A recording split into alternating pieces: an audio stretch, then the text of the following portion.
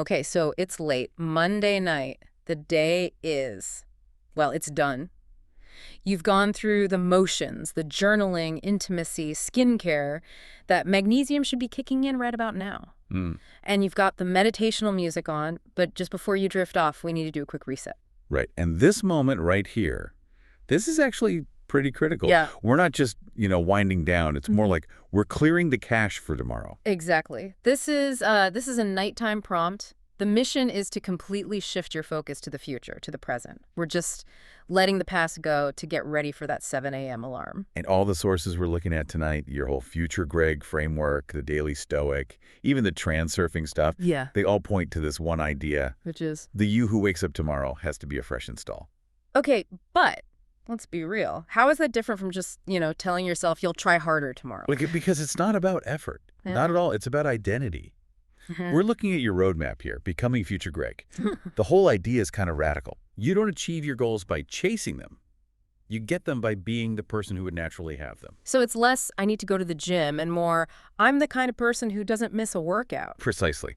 The sources mention the alter ego effect and Psycho-Cybernetics. The point is that Greg 3.1 isn't some finish line way off in the distance. It's a role you step into. Immediately. The second you wake up, you aren't the groggy, negotiating version of yourself. You just embody the focused, disciplined leader from moment one. I love that really practical trick they mention, the totem. The idea of using something physical, like putting on a certain ring or a specific pair of glasses to flip the switch on that persona. Yeah, it's a physical trigger for a mental shift. It reminds me of that Dan Coe quote from the Blueprint source. You aren't where you want to be because you aren't the person who would be there. It's a harsh truth, but it's also really liberating. Yeah. Right? It changes the focus from the what to the who. But, and this is key for right now, as you're lying there, you can't force this. Okay, this is where the Transurfing material gets a little heavy for me. The prompt is, don't force them, but keep moving forward. I mean, how do you have that kind of drive without forcing it? So you have to avoid what the text calls excess potential. Right. Think of it like this. If you want something too badly with too much desperation, you're grabbing the world by the throat. Yeah. And what happens? It fights back. It fights back. It creates resistance. It creates anxiety. So the alternative isn't just sitting back and doing nothing. No, not at all. You use what it calls outer intention. So think of it less like you're kicking a door down and more like you're walking toward an automatic door with total confidence that it's going to open for you. There's a mantra for that in the text, isn't there? There is. My world takes care of me. Yeah. You just have to trust that the world is moving to meet you halfway.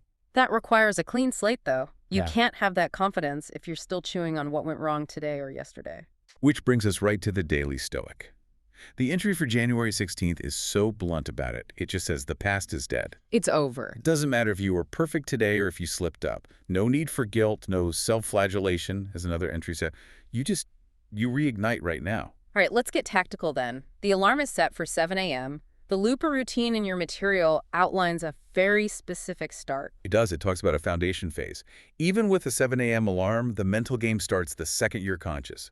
5 breaths, 5 gratitudes, and then you ask that one question. What is the one thing I can do right now to create momentum? Yes.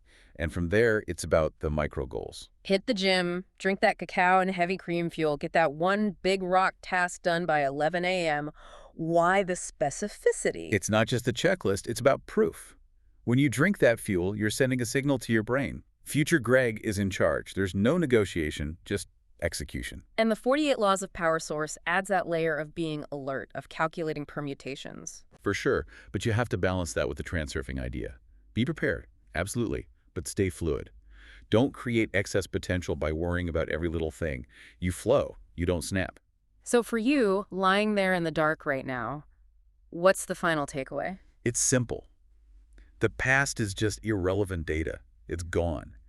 And the future isn't something to stress about. It's an identity you're simply going to put on when you wake up. I think that Transurfing idea gives us the perfect final thought to sleep on. Reality is a mirror. If you can stand before it right now, in your mind, smiling and feeling totally confident that your world takes care of you, the reflection, it has no choice but to smile back.